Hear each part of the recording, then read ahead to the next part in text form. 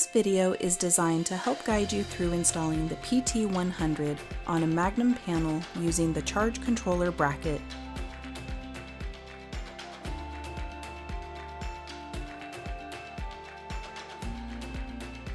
The tools you will need are a T15 Torx screwdriver, a T20 Torx screwdriver, a flathead screwdriver, a hammer, a 1-inch closed nipple, and up to 3 lock nuts.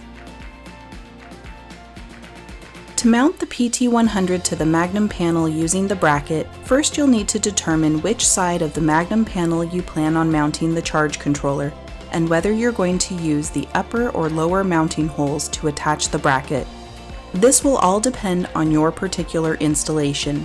In our example, we will be mounting the PT100 to the left of our enclosure, and we will be using the upper mounting holes.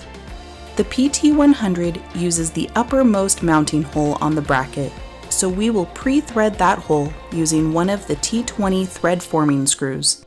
Next, we will attach the bracket to the Magnum panel in the upper mounting holes using the 2 T15 screws provided.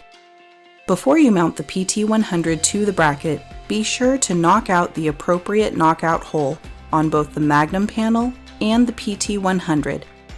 Add the close nipple and lock nuts to provide a conduit run between the panel and the controller, as well as the majority of the stability of the PT100.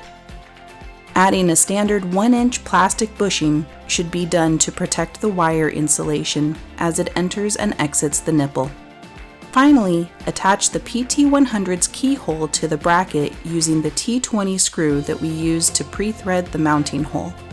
Once this is mounted and secure, you can bring the PV and battery connections from the Magnum panel into the PT100.